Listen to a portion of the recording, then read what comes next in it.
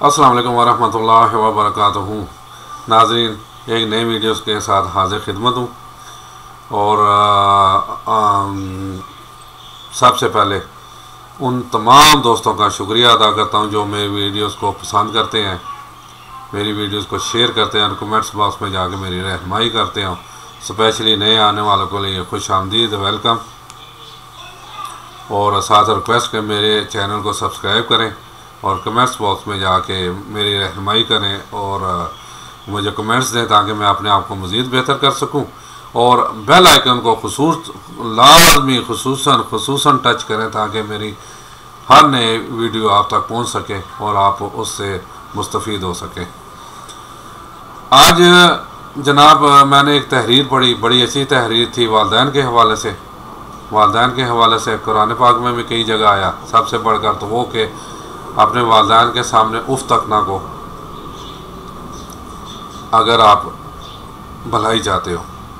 और इस उफ की डेफिनेशन ये उलमा ने ये की कि यानी एक बंदा इंतहाई थका आ रहा, 10 घंटे 8 घंटे 9 घंटे सख्त काम करके आता है, तो अगर उसका आते ही उसका वालिद या वालदा वो कह देता है कि बच्चा मेरी दवाई ले आ, तो आजकल जैसे माहौल है वो जल्लाहट का शिकार हो जाता है बच्चा कि मैं सारा दिन उत्थे खप खपा के आ रहा हूँ, तुहानू दवाई नहीं पै गई है, सुबह ले आवागा, तू मैंने पहले नहीं कह सकती से, एक रात से तू मर नहीं चले, यानी ये भी अल्फाज बोले जाते हैं। तो खुदारा ऐसा ना करें। उलमा ने कहा कि वो बच्चा इस जगह उफ तक ना करे जैसे ही वो कहे चलो अब्बा जी, चलो अम्मी जी, पहले मैं थोड़ी दवाई ले आवागा तो फिर मैं खाना खावागा। इसकी डेफिनेशन की है ना। तो इस पे मेरे पास एक तहरीर आई कि एक बच्चा जो नेक बच्चा अपने वालिदैन का, उसकी नई नई जॉब लगी तो वो उससे ख्वाहिश हुई, हसरत हुई, उसकी चाहत अपने वालिदैन के लिए मैं सैलरी हुई तो अपने वालिदैन को 5 स्टार होटल में जाके खाना खिलाऊँ।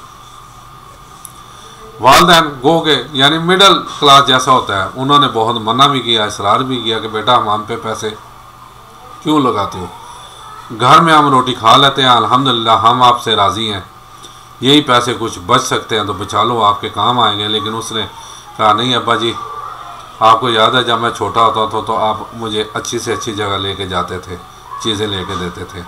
आप मेरा ये फ़र्ज़ है, मेरी ये ख्वाहिश है, मेरी ये चाहत है कि मैं आप लोगों को एक दफ़ा कम अगर ज़िंदगी में 5 स्टार होटल में जाके खाना खिलाऊँ। महाराज बच्चों को बाज़ीद देखा तो माँ बाप चले गए। अब बाप जो है ना, उसका हाल ये थी, उसमें राशा तारी हो जाता था। आप राशे का मतलब ये है कि आपको पता ही है बंदा हिलता है, वो सही तरीके से चीज़ भी खा नहीं सकता।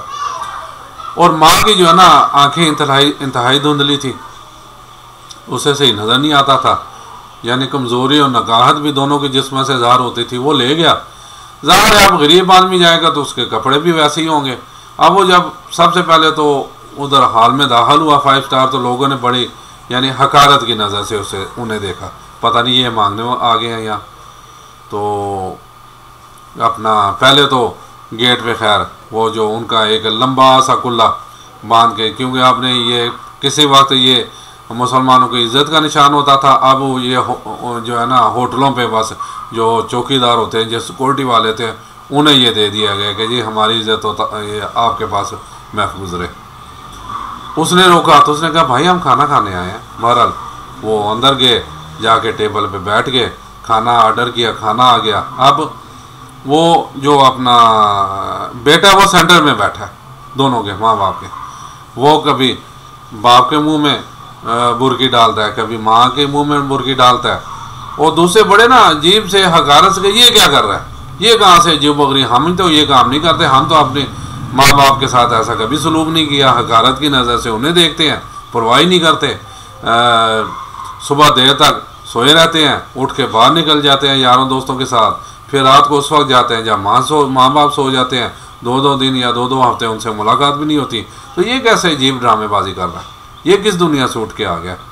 वो अब कभी वो बाप के मुंह में वो बुरकी डालता है तो वो ज़ाहिर है उस पर राशा तारी, उसकी वजह से उसके कपड़ों पे भी सालन वो बुरकी वो जैसा जो गिर जाता, वो टिश्यू लेके उनके साथ साथ वो भी साफ करता।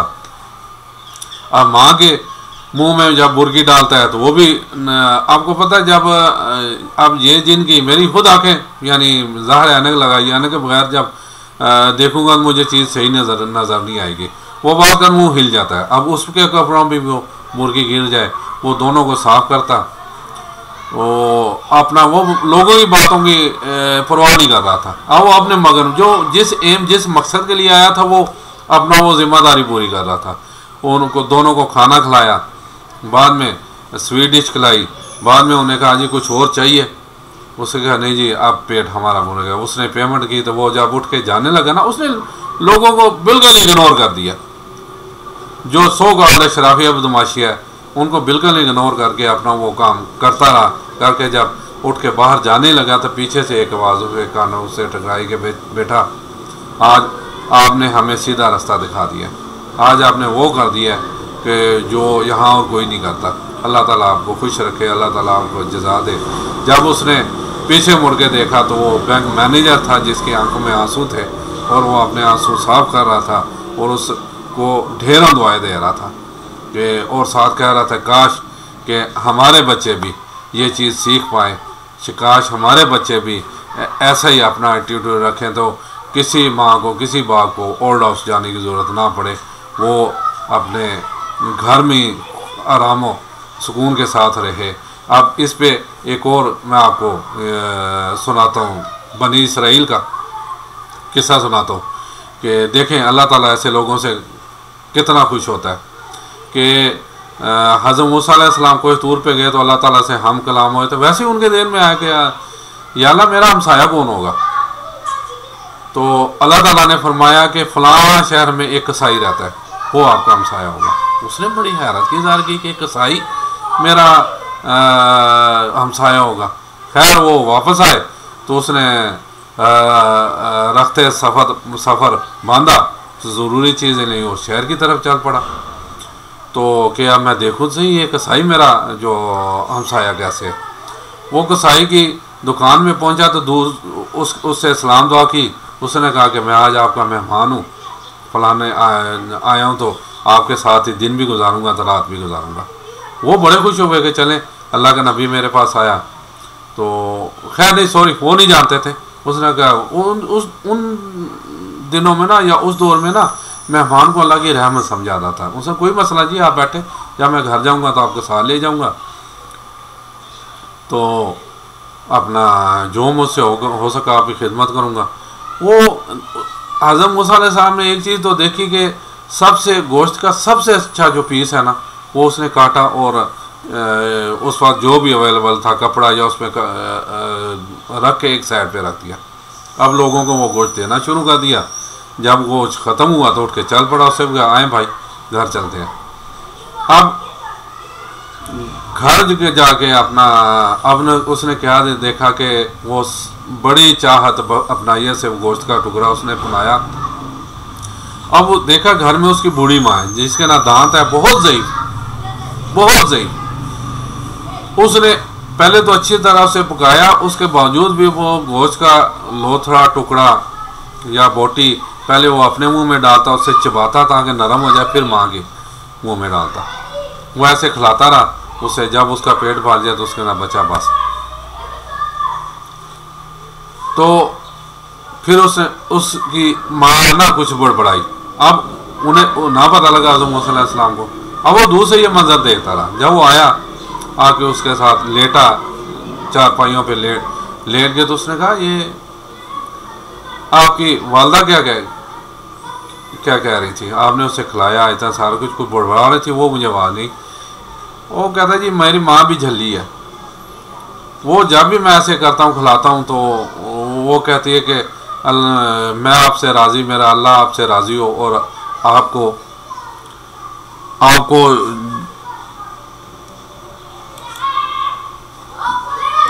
मेरा अल्लाह आपसे राज़ी।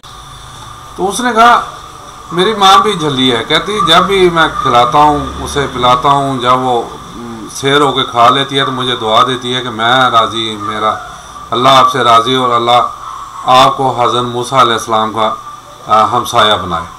तो कहाँ हज़रत मूसा कहाँ मैं, ये कभी हो सकता है। फिर हज़रत मूसा अलैहिस्सलाम ने बताया कि खुश हो जाओ कि अल्लाह ने तुम्हारी माँ की दुआ कबूल कर दी और मैं ही मूसा हूँ और आप मेरे हमसाए इंशाल्लाह होंगे। देखिए ये चीज़ होती है, कितनी बड़ी सादत नसीब हो जाती है। लेकिन आजकल की औलाद, आजकल के बच्चे ये चीज़ नहीं समझते। आजकल के जो अपना जो हैं वो बस अपने मस्त रहते हैं, अपने मगन रहते हैं, अपने वालिदैन को टाइम नहीं देते। इसमें एक और याद आ गया, मैंने एक पढ़ा था कि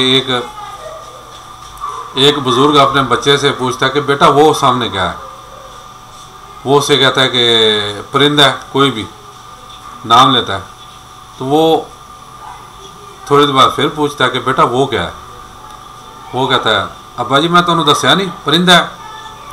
थोड़ी देर बाद फिर पूछता है कि बेटा वो क्या है, तो बेटा ना फिर झल्ला के कहता है अब्बा जी की तुसी एको ही रट ला ली है, तुहानू दस्या था परिंदा, बार बार तुसी डिस्टर्ब कर रहे हो, मैनू पूछ रहे हो।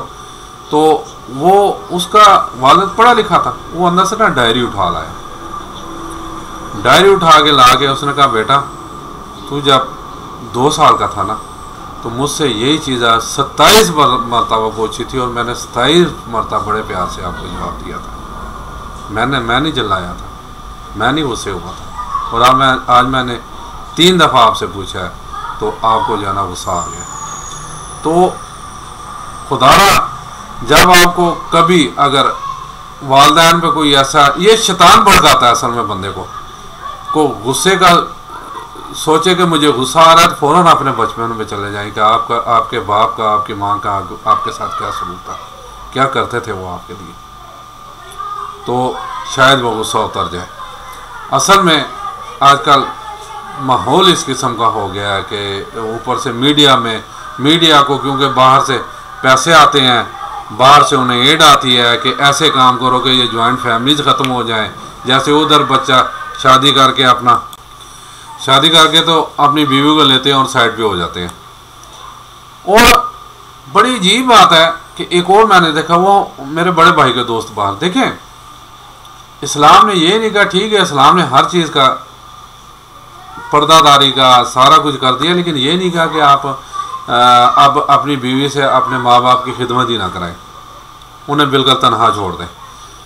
मेरे बड़े भाई के दोस्त हैं सऊदीया में, अभी भी उधर ही हैं, कराची से तलक है उनका। तो वो अब जो है ना उसका बाप, अब तो मैं शायद मुझे पता लग गया कि फौत हो गया। वो अपने काम खुद करता था, कपड़े तक खुद धोता था, उसकी बीवी उसके काम नहीं करती थी कि जी इस्लाम में अलाउ नहीं है कि मैं, भाई वो तो अपने मियाँ के लिए खाना तक नहीं अलाउ है, जो ना चाहो तो नहीं कर सकती। अपने बच्चे को दूध पिलाने के भी आप पैसे मांगते हो, लेकिन आप वो गरीब ना अपना काम सारे खुद करता था। अब हम अपने उम्महातुल मोमिनीन को देख लें, हज़रत फातिमा रज़ियल्लाहु तआला अन्हा के ज़िंदगी के बारे में जान लें, या उस दौर में सहाबिया जितनी थी उनकी ज़िंदगी को खंगाल लें, तो हज़रत फातिमा रज़ियल्लाहु तआला अन्हा वो चक्की पे आटा पीस के रोटी बनाती थी, क्योंकि हज़रत अली और जितने भी उस सहाबी रसूल थे वो तो दीन का काम करते थे, बच्चों को भी पालती थी, आटा भी गूंथती थी, बात कर खुद उस वक्त जो होते थे जो भी लेके आती थी, घर का सारा काम करती थी। इनकी तरफ भी देखे ना, अब वो जी गो के वहाँ ऑटोमेटिक मशीन थी, मशीन में डाल के सारा कुछ हो जाता था, लेकिन घर में अगर शोहर के माँ बाप बूढ़े हैं तो उनकी खिदमत भी बीवी के लिए फ़र्ज़ होनी चाहिए। वो यही समझ के करे कि मेरा अल्लाह मुझसे खुश होगा।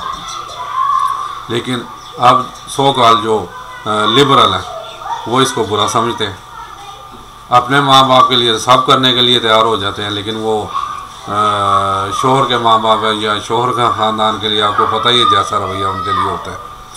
तो खुदारा अपने में बैलेंस लेके आए, इस्लामी तालीमात पढ़ें, इस्लाम हमारा क्या कह रहा है। आप उस मैं नहीं कह रहा इस्लाम से हट के, इस्लाम क्या कह रहा है, इस्लामी तालीमात क्या कह रही हैं हमें, वो आप पढ़ें और उस पर अमल करने की कोशिश करें। और वालिदैन जो अपना देखें ये एक मुकाफात अमल है। इस पे भी एक और मैं बता दूं कि एक बच्चा अपने वालिद को उठा के लेके जा रहा था घर से दूर जंगल में फेंकने। अब वो जहाँ जाके उसे फेंकने लगा, ये कहावतें हैं ना बड़ों की, हमारी नसीहत आमोज। तो वो फेंकने लगा तो उसने कहा बेटा मुझे यहाँ ना फेंको, मुझे थोड़ा आगे करके फेंको। उसने पूछा क्यों अब्बा जी? कहता यहाँ मैंने अपने बाप को फेंका था, मुझे थोड़ा आगे फेंको करके। तो बाद यानी उस बच्चे को अल्लाह ताला ने हदायत दी थी, वो वाले साहब को घर ले आया, उसकी खिदमत शुरू कर दी कि भाई आज मैं ऐसे फेंकूँगा तो कल मेरा बेटा मुझे फेंकेगा। इसके अलावा एक और देख लें कि ये मुख्तलिफ कहावतें जो है ना हमारी रहनुमाई के लिए। फिर अगर हम कुरान और हदीस को खंगाल के देखें तो बात वही है, वालिदैन के सामने उफ तक ना को। अब एक और इसमें तो कई ड्रामे भी बने, ये भी कहावतें ही हैं कि एक बाप सर्दी से ठठर रहा था तो अपने बेटे को कहा बेटा मुझे एक कंबल ही दे दो, कि पुराना था। तो उसने अपने अब उसके अपने पास गर्म कंबल था, उसे कुठिया में फेंका हुआ था अलग। तो एक पुराना बोसीज़ा था कंबल जो है ना, वो ला के उसके आगे फेंक लिया, ये लो तू क्या हर वक्त डिमांड नहीं करता रहता है। अब उसका बेटा देख रहा था, उसने क्या उठा उस कंबल के 2 हिस्से कर दिए, एक अपने दादा को दे दिया, दूसरा अपने पास रख लिया।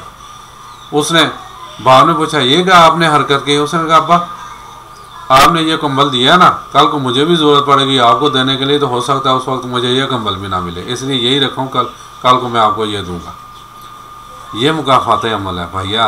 आज जो हम बोएंगे कल वही हम काटेंगे। अगर हम चाहते हैं कि हमारी औलाद हमारी इज़्ज़त करे तो हम अपने माँ बाप की इज़्ज़त करनी पड़ेगी और करनी चाहिए। अब इस पे बातें तो बहुत सारी हैं, लेकिन वीडियो का टाइम भी ख़त्म हो रहा है। उम्मीद करता हूँ आपको मेरी वीडियो पसंद आएगी। कमेंट्स बॉक्स में जाके ज़रूर राय दीजिएगा और कोशिश कीजिएगा कि जिनके माँ बाप हयात हैं उनकी खिदमत करें और उनसे दुआएं लें। जिनके फ़ौत हो गए उनके लिए खुद कुरान पाक पढ़ें, नमाज़ पढ़ें और उन सदका खैरात करें उनकी तरफ से। अल्लाह ताला खुश होगा। इजाज़त चाहता हूँ जी। अस्सलाम वालेकुम व रहमतुल्लाहि व बरकातहू।